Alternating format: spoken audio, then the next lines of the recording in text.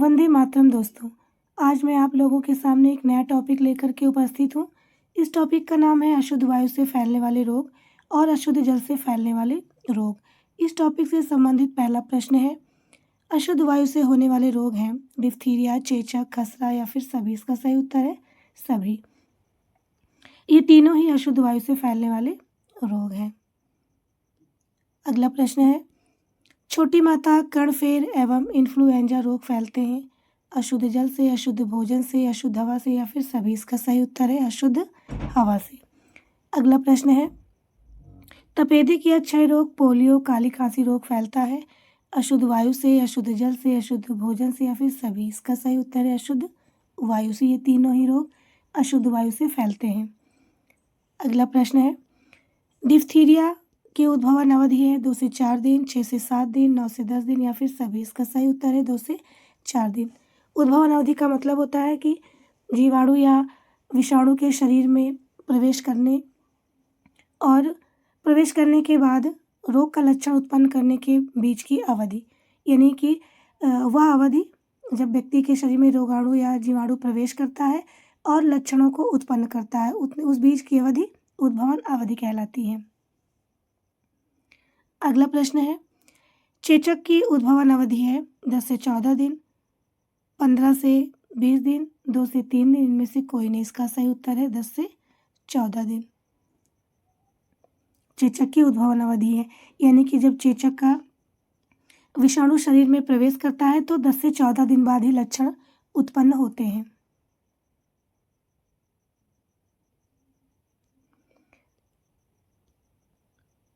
अगला प्रश्न है,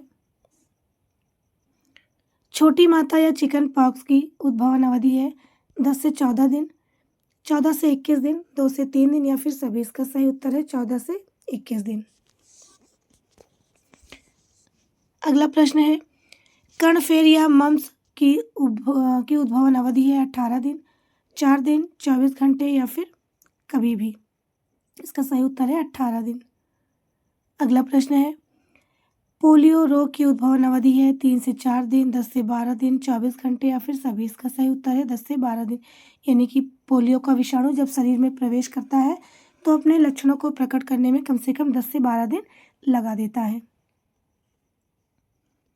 अगला प्रश्न है, काली खांसी की उद्भवन अवधि है 7 से 14 दिन, 9 से 18 दिन, 4 से 8 दिन या फिर सभी। इसका सही उत्तर है 7 से 14 दिन।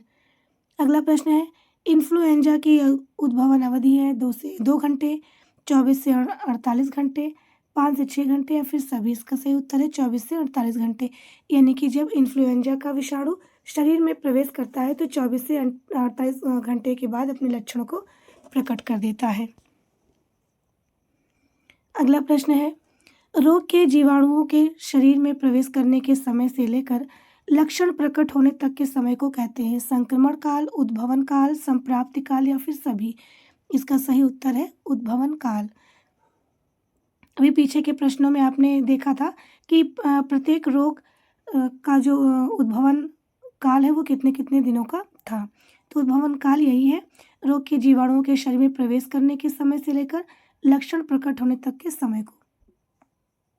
अगला प्रश्न है, जब व्यक्ति रोग के लक्षणों से पूरी तरह ग्रस्त होता है वह समय कहलाता है उद्भवन काल, संक्रमण काल, संप्राप्ति काल या फिर कोई नहीं। इसका सही उत्तर है संक्रमण काल। अगला प्रश्न है, जब रोग के लक्षण समाप्त होने लगते हैं और रोगी धीरे धीरे स्वास्थ्य लाभ प्राप्त करने लगता है इसे कहते हैं संक्रमण काल, उद्भवन काल, संप्राप्ति काल या फिर सभी। इसका सही उत्तर है संप्राप्ति काल। संक्रमण काल क्या है, ये अभी मैंने आपको पीछे बताया ही है कि जब व्यक्ति रोग की अवस्था में रहता है, लक्षण प्रकट होने की अवस्था में रहता है तो वो संक्रमण काल है। उद्भवन काल रोगाणु का शरीर में प्रवेश करने से लेकर के लक्षण प्रकट होने तक का समय, और संप्राप्ति काल क्या है, जब व्यक्ति का लक्षण धीरे धीरे जब व्यक्ति में रोग के लक्षण धीरे धीरे समाप्त होते हैं और वो स्वास्थ्य लाभ प्राप्त करने लगता है तो उसे ही संप्राप्ति काल कहते हैं। तो ये तीनों ही आप लोगों को समझ में आ गए होंगे। अगला प्रश्न है, किस समय अवधि में जीवाणु अधिकतम संख्या में बढ़ते हैं और निश्चित मात्रा में अपने जीव विष पैदा करते हैं उद्भवन काल, संक्रमण काल, संप्राप्ति काल या फिर सभी। इसका सही उत्तर है उद्भवन काल में। अगला प्रश्न है, संक्रमण की विभिन्न अवस्थाएं हैं। उद्भवन काल, संक्रमण काल, संप्राप्ति काल या फिर सभी। इसका सही उत्तर है सभी। ये सभी संक्रमण की विभिन्न अवस्थाएं हैं।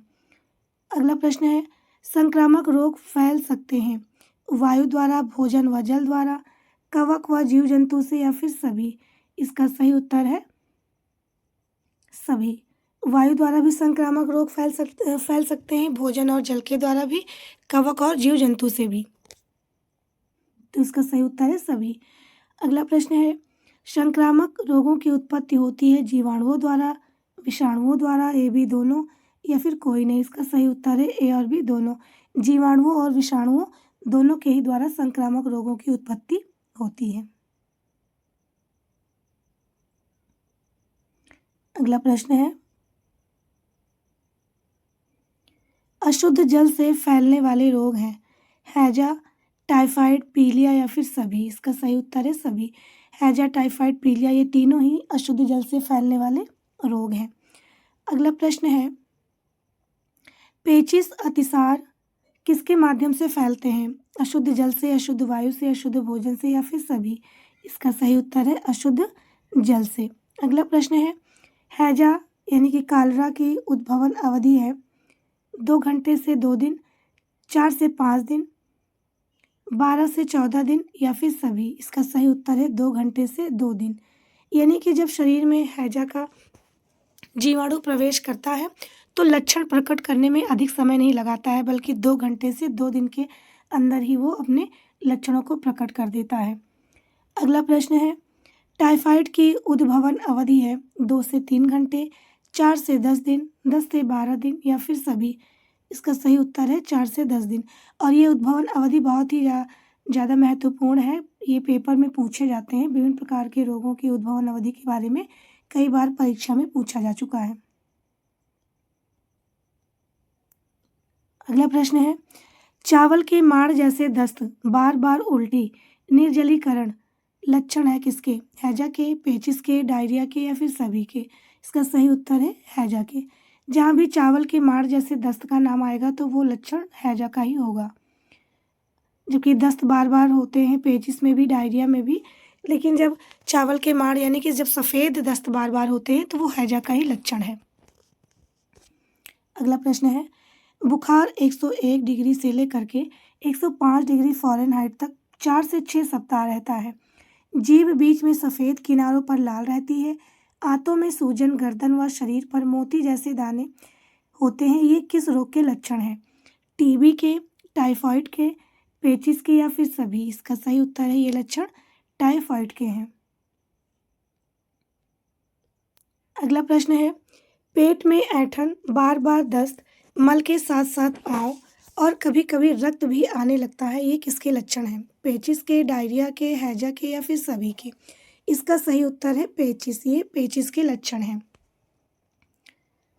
पतले व गहरे रंग के दस्त, साथ में झाग और एक दिन में दस्तों की संख्या 25 से 30 तक हो सकती है। ये लक्षण है पेचिश के, डायरिया के, हैजा के या फिर कोई नहीं। इसका सही उत्तर है डायरिया। ये लक्षण डायरिया के हैं।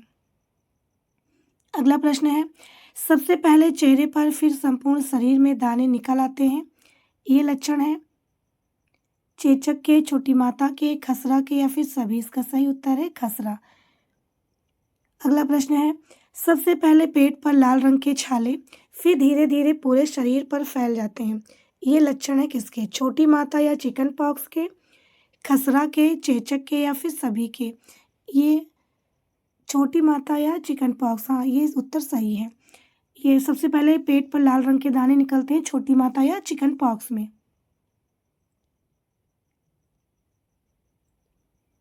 अगला प्रश्न है, रोगी को 102 डिग्री से लेकर के 104 डिग्री फ़ारेनहाइट तक ज्वर तथा बालक की सुषुम्ना नाड़ी को हानि पहुंचती है।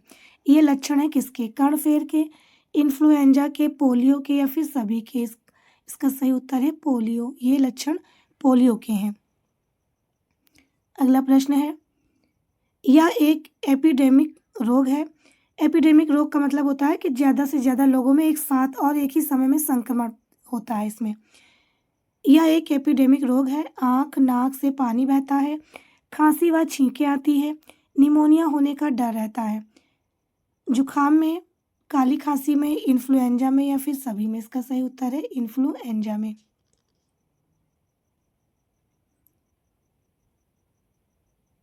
अगला प्रश्न है, पूरे संसार में फैलने वाली बीमारी व निश्चित स्थान में गांव शहर में फैलने वाली बीमारी को क्रमशः कहते हैं पेंडेमिक या फिर पेंडेमिक एंडेमिक या फिर एंडेमिक पेंडेमिक, ए और बी दोनों या फिर कोई नहीं?